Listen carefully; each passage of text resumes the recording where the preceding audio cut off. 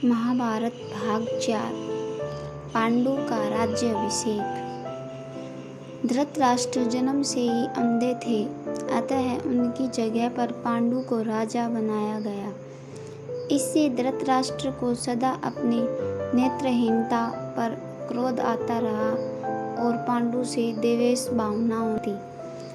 पांडु ने संपूर्ण भारतवर्ष को जीतकर कुरु राज्य की सीमाओं का यवनों के देश तक विस्तार कर दिया। एक बार राजा पांडु अपनी दोनों पत्नियों कुंती तथा माद्री के साथ आखेट के लिए वन में गए। वहाँ उन्हें एक मृग का परिणयर्थ जोड़ा दृष्टिगत हुआ। पांडु ने तत्काल अपने बाण से उस मृग को घायल कर दिया। मरते हुए मृग रूपाधारी निर्दोष ऋषि ने पांडु को श्राप दिया, राजन, तुम्हारे समान क्रूर पुरुष इस संसार में कोई भी नहीं होगा। तूने मुझे परिणय के समय बाण मारा है, अतः जब कभी भी तू परिणयरत होगा तेरी मृत्यु हो जाएगी। इस शाप से पांडु अत्यंत दुखी हुए और अपनी रानियों से बोले, हे देवियों, अब मैं अपनी समस्त वासनाओं का त्याग करके इस वन में ही रहूँगा। तुम लोग हस्तिनापुर लौट जाओ। उनके वचनों को सुनकर दोनों रानियों ने दुखी होकर कहा, नाथ, हम आपके बिना एक क्षण भी जीवित नहीं रह सकती। आप हमें भी वन में अपने साथ रखने की कृपा कीजिए। पांडु ने उनके अनुरोध को स्वीकार करके उन्हें वन में अपने साथ रहने की अनुमति दे दी। इसी दौरान राजा पांडु ने अमावस्या के दिन ऋषि मुनियों को ब्रह्मा जी के दर्शनों के लिए जाते हुए देखा। उन्होंने उन ऋषि मुनियों से स्वयं को साथ ले जाने का आग्रह किया।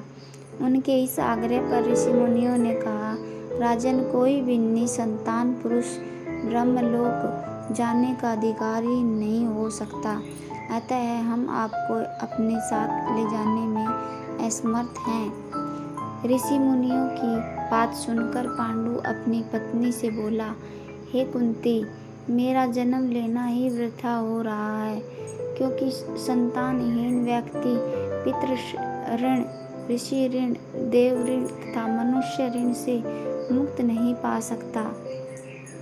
क्या तुम पुत्र प्राप्ति के लिए मेरी सहायता कर सकती हो? कुंती बोली, हे आर्यपुत्र, दुर्वासा ऋषि ने मुझे एक ऐसा मंत्र प्रदान किया है जिससे मैं किसी भी देवता का आह्वान करके मनोवांछित वस्तु प्राप्त कर सकती हूँ। आप आज्ञा करें, मैं किस देवता को बुलाऊं? इस पर पांडु ने धर्म को आमंत्रित करने का आदेश दिया। धर्म ने कुंती को पुत्र प्रदान किया, जिसका नाम युधिष्ठिर रखा गया। कालांतर में पांडु ने कुंती को पुनः दोबारा वायुदेव तथा इंद्रदेव को आमंत्रित करने की आज्ञा दी। वायुदेव से भीम तथा इंद्र से अर्जुन की उत्पत्ति हुई।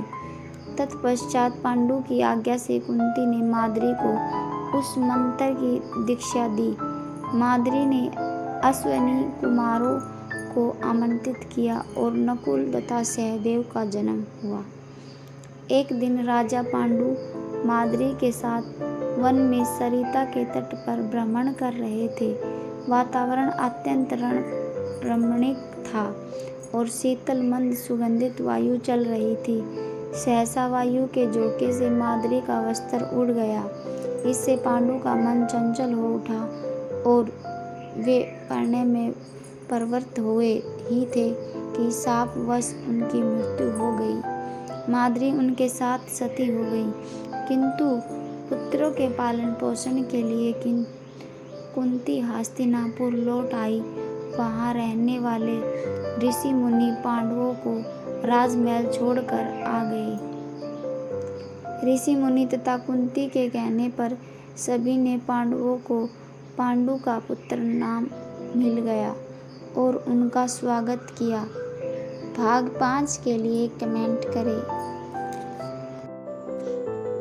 हेलो फ्रेंड्स, मैं भी बेस्ट हिंदी स्टोरी आपके समक्ष लेकर आती हूँ। जो बड़े चैनल स्टोरी बनाते हैं जैसे Deepak Dahiya, tales toon Jacksons, JR voice story, Haniya voice, ज़िंदगी से जुड़ी कहानियाँ, काफ़ी ऐसे चैनल हैं जो ऐसी स्टोरी बनाते हैं। आपको मेरी कहानी अच्छी लगे तो आप हमें भी सपोर्ट करें। मैं कोशिश करूँगी आपके लिए अच्छी स्टोरी लाने की। धन्यवाद।